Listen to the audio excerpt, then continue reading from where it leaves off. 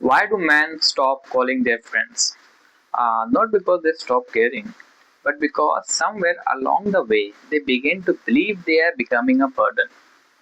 It doesn't happen all at once, and there is no final conversation where everyone agrees to drift apart.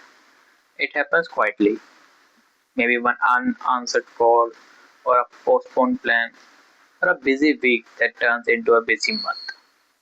And before you realize it, the person who only knew every detail of your life now become disappear suddenly. When you're younger, your friendship doesn't need much more effort. You see each other every day, school, college, last night gaming, random tea store, endless conversation about nothing. You never had to schedule a friendship. It just simply exists. And when the adulthood arrives, everyone's get a job, get busy, and someone moves away, someone gets married, someone's traveling, someone start working night shifts, and someone at the end start getting busy in their career and their lives. And everyone tells themselves the same thing. We'll catch up soon. This phase become common. But soon has a strange way of becoming years that nobody discuss. And it's silence that hurts most.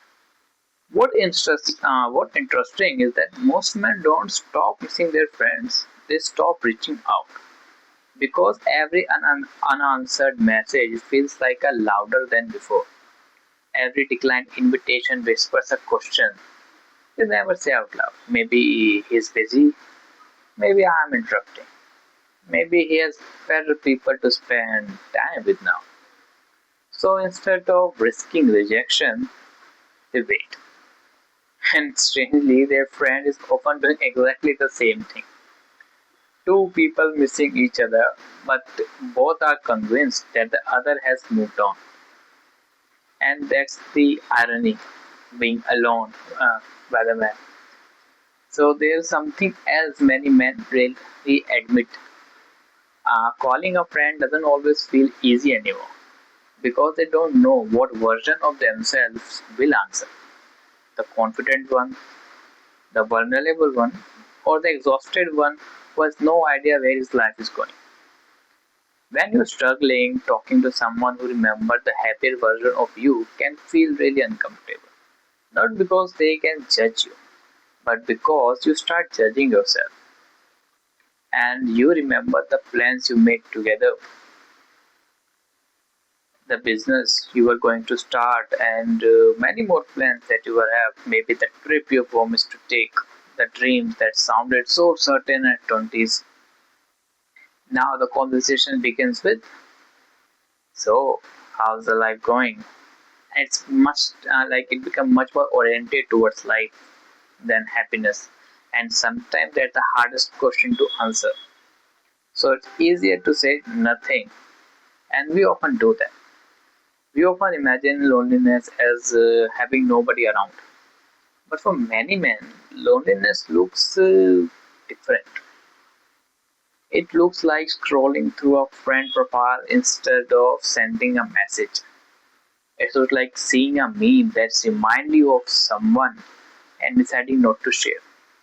It looks like opening your contact and finding their name and closing the phone before pressing the call. Not because the friendship is gone, but because too much time has passed. Now reaching out someone feels awkward, as if silence has become the new normal. And that's how the friends become silent.